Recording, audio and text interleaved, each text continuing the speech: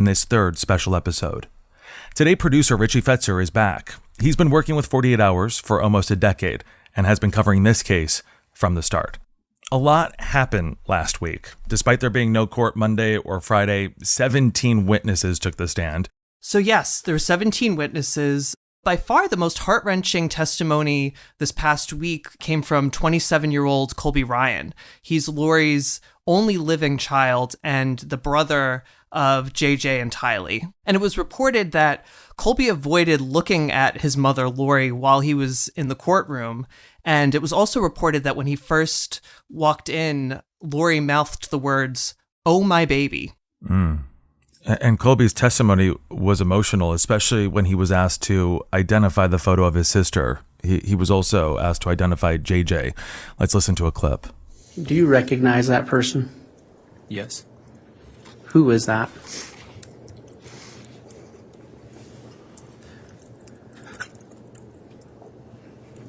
That's my sister, Tylee. Brian. Okay. What was your specific relation with Tylee Ryan? She was my half-sister.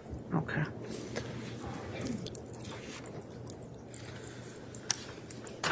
Mr. Ryan, I'm going to show you what's been marked previously and admitted. It states Exhibit 4. Do you know that person? Yes. Who is that? My little brother, JJ. Vallow. And prosecutors presented what we've never heard before, a phone call between Colby and his mother after the remains of JJ and Tylee were found on her husband Chad Daybell's property. Lori had already been arrested on child abandonment charges and was in jail. This is the first time this call has been played, and we will say this audio, it's a little bit hard to hear. A reminder, this is a jail cell recording being played back in the courtroom. You think you can hide from me?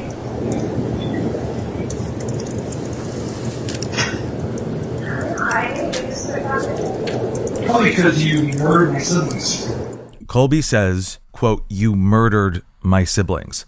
Those are strong accusations. He goes on to say, I thought I could trust you. I thought that you were a completely different person.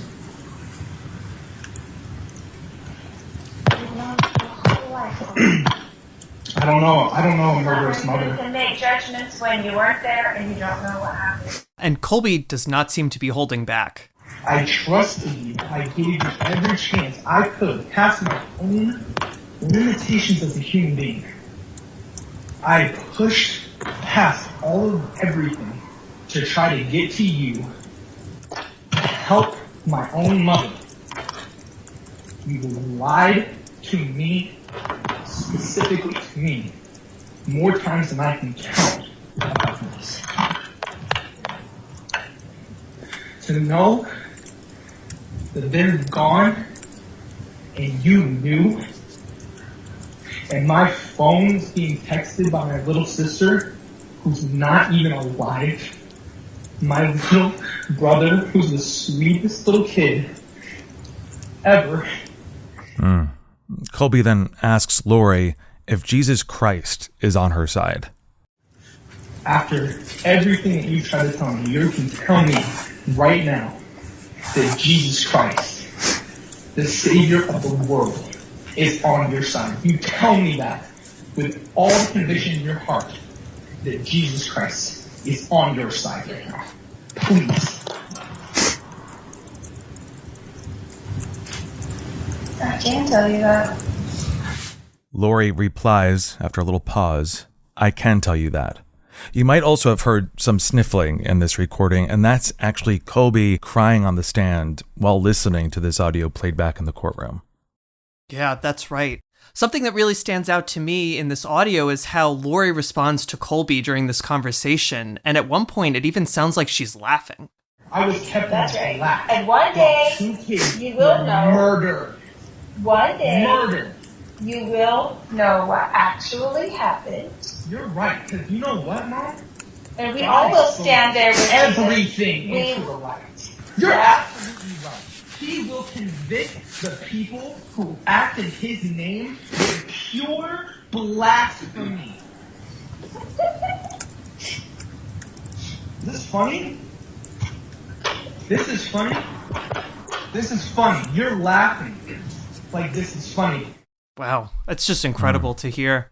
After this, Lori tells Colby no one knows what happens except her, JJ, and Tylee. The police weren't there. The FBI weren't there. You're right. Nobody No one was there. Tylee and JJ, Mom. Yeah, and guess what? They know. They know exactly what happened. Backyard. And they love me. And we are still together forever. They love me. And they are fine. And they do know the truth. And I know the truth. And we're the only people that do. So you can judge me, Colby, all day long. Go ahead and judge me. The whole world has. The whole world has judged me. Listen to me. After this, Lori goes on to tell Colby how she's always been there for her children. I am the one that was there doing everything with JJ every day. I was the one who did it all these years. You did it all to throw it in the garbage. They're not. You don't know what happened. You don't know what happened. Freaking matter what happened if they're buried in your new husband's backyard. Tell me that matters what happened. You tell me that you did this in Jesus' name, Mom. What's clear from this jail cell recording, Colby is not only angry, in his mind it seems he knows what happened, accusing his mother of murder. Yeah, I don't think there's a question after hearing this. And even through his anger, Colby goes on to say he's praying for his mother. And I pray that you see him and fall into his grace. I pray every day. I pray no matter how mad I am at you, no matter how bad I want to hit your husband in the face with a shovel. I pray for you. I pray for him. You ripped my heart out and you ripped out everyone in this family's heart out. When I listen to those recordings from that jail cell, I mean, it's what sticks with me is that anger. Yeah, it's anger, and you also just you're hearing from somebody that feels like they've been deceived by their own mother. That's something that's hard to listen to, and listening to Colby talk to her, I don't think there's any question in his mind, at least, that she's responsible for what happened to JJ and Tylee. During cross-examination, Lori's attorney asked Colby if he ever heard Lori talk about the alleged extreme religious beliefs raised by prosecution witnesses the previous week. Remember in our last podcast, we heard from a couple witnesses about how they say Lori talked about how evil spirits could inhabit people's bodies, making them zombies, and how she and Chad had this ability to rate people as light and dark. Did she teach you about zombies? No. Did she teach you about casting out evil spirits? No.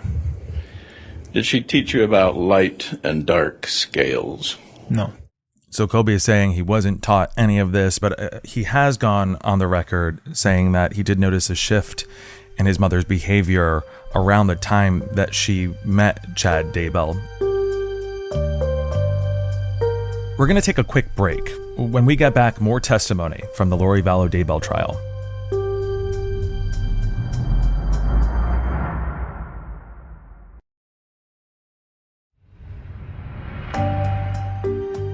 We're back. There was a lot of talk about finances, bank accounts, Social Security payments, and that $1 million life insurance policy for her previous husband, Charles Vallow. Yes, so that was a big part of this past week's testimony. The prosecution seemed to really be highlighting the money part of the money, power, and sex line that they said in their opening statements. Prosecutors seemed to be suggesting that she had her brother, Alex Cox, kill her then husband, Charles Vallow, to collect that life insurance policy. One detective who testified said that money is often a motive in homicides. This detective also looked into that $1 million life insurance policy that belonged to Charles Vallow. We heard about that policy last week. Did someone attempt to make a claim? Yeah, when I contacted the insurance company on July... I'll object, Your Honor, to hearsay. Overruled. You can continue to answer. Thank you, sir. On July 17th, I believe it was on or around July 17th, I contacted the insurance company and Lori had tried to file a claim on that $1 million policy. Now, Richie, dozens of documents were entered into evidence last week. What else did prosecutors point to? So while Tylee and JJ were missing, prosecutors say Lori's new husband, Chad Daybell, sent an email to a realtor in Hawaii. This was just days after he and Lori were married on that same island. And Rexburg police detective Chuck Consitis read that email in court. Mr. Daybell writes, "We're interested in seeing this property. Would the owners be interested in leasing this property to a clean couple with no pets or children? Please let us know. Thank you." What is the date on that document, on that email? It's November 8th of 2019, 3 days after they were married. Okay. What was the significance of that to you in your investigation? Well, they're looking for a residence and telling them that they don't have any children. No children, and obviously now what we know makes that all the more chilling. Yeah, absolutely. I mean, the children hadn't been seen for 2 months now, and Chad saying that is just really incredible to hear. Yeah, in November, before the police conducted the welfare check on JJ, and before the children had been reporting missing by anyone, quote unquote, no children. Prosecutors, they say Chad wrote something else that to prosecutors seems to have major implications. And I remember learning about this as we covered this for the first episode that we did almost 3 years ago. It's a text that he sent to his then wife, Tammy. It was sent just 1 day after Tylee Ryan was last seen alive at Yellowstone National Park. Here's an FBI analyst reading it from the stand. "Well, I've had an interesting morning. I felt I should burn all the limb debris by the fire pit before it got too soaked by the coming storms. While I did so, I spotted a big raccoon along the fence. I hurried and got my gun, and he was still walking along. I got close enough that one shot did the trick. He is now in our pet cemetery. Fun times." One shot did the trick. Fun times. Those words are seared in my brain from that first episode we did. To prosecutors, this seems pretty damning, doesn't it? I mean, he's giving an explanation to his wife for a fire as well as a new grave in their pet cemetery.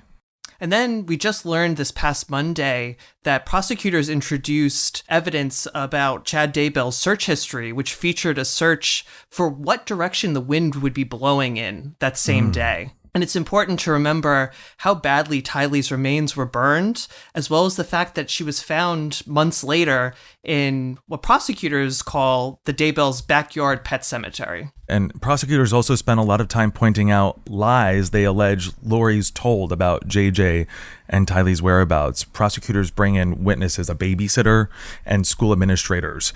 What's the prosecution doing by bringing in these witnesses?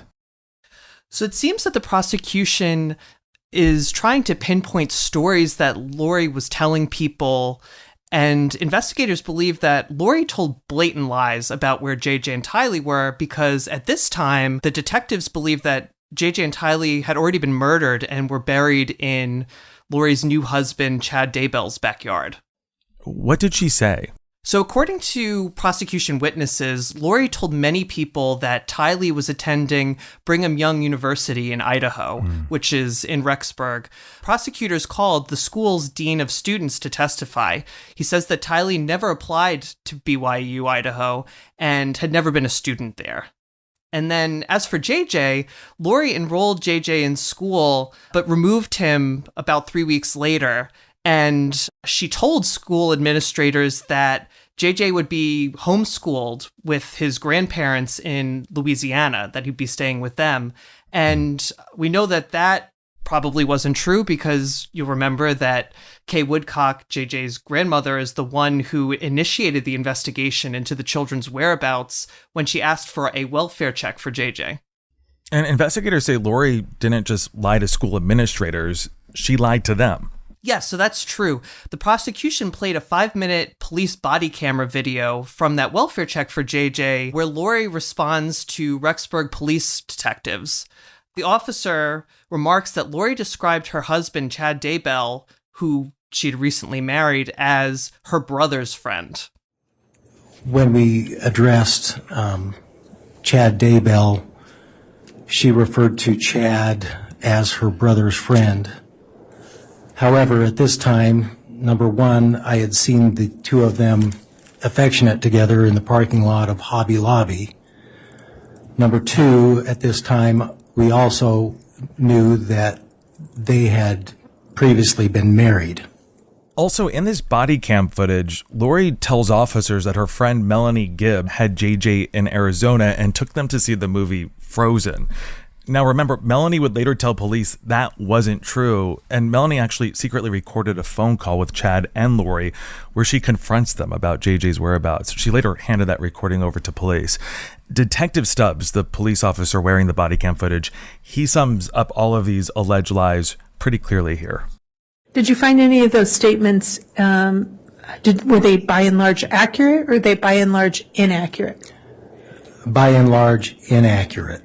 So you've got police officers, friends, school administrators. The list of people Lori's accused of lying to is very long. I know we heard from one more person she allegedly lied to, and that's April Raymond. Who is April Raymond? So April Raymond is Lori's friend from Hawaii. She attended church with Lori, and their children would socialize with each other. April testified to a visit that Lori made to April in Hawaii in early 2019, where Lori says to April that her husband Charles was having an affair and that she needed a place to stay. Now, who was visiting with Lori Vallow when she was at your home at this time? Tylee was with her. Where was JJ? JJ was with Charles, was my understanding. Okay. And did the defendant say why she didn't bring JJ? She said that she was done with JJ and that Charles and his sister Kay would need to figure it out. Richie, what does she mean by done with JJ? So April testified that the context of that was that Lori and Charles were about to get a divorce and that she'd be no longer responsible for JJ. But it definitely sounds very ominous considering that JJ was murdered. And that wasn't the only moment April Raymond said she found strange. How about when she brought up Ned, that demon Lori claimed was inhabiting Charles' body, who we heard about last week? Let's listen to this clip. So she had said that Charles was already dead and that there was a demon living inside him and kind of using his body as a host, and that the demon's name was Ned Snyder. Did you follow up on that? Did she give you any sort of evidence of this? When I asked, how do you know that it's not Charles? She said, because he's shorter. A demon named Ned who is physically shorter. Richie, help me make sense of this. So, I mean, the name Ned Snyder always gets me. It sounds like an accountant more than it sounds like a demon. But it seems to be, at least from April's testimony, that Lori's saying that Charles was physically shorter, which is hard to understand. It's important to remember that this conversation April's testifying to is just 5 months before Lori's brother, Alex Cox, shoots and kills Charles Vallow. And then 2 months before Chad Daybell's wife, Tammy Daybell, dies, there's records that were collected by police that indicate an email address associated with Lori was used to look up and even purchase wedding rings. And then on the day of Tammy's funeral, that same account was used to search for a wedding dress in Kauai. This was all revealed this past Monday as a part of exhibits that were introduced by the prosecution. And then later on Monday, prosecutors also brought FBI Special Agent Nick Balance to the witness stand. Balance works with the Bureau's Cellular Analysis Survey team, which maps out cell phone usage from cell tower records, Google location tracking data, and more.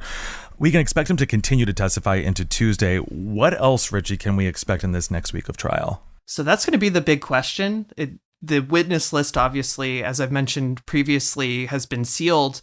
The thing that I wonder is when and if and how the prosecution can lay the foundation of what actually happened to JJ and Tylee. We've heard about how they were found, but I wonder if we're going to hear about how they believe they might have been killed and the circumstances around it. All right, we'll leave it there for now. Our team at 48 Hours will be reporting on the Lori Vallow Daybell trial. We plan to bring you the latest coverage and analysis throughout the trial exclusively on the 48 Hours podcast. In the meantime, be sure to follow and listen to 48 Hours wherever you get your podcasts. You can also listen ad-free on the Amazon Music or Wondery app. Richie, thank you so much for debriefing us again. We'll check back with you soon. Great. Thank you again for having me, Jonathan. I'm looking forward to the next update on this trial.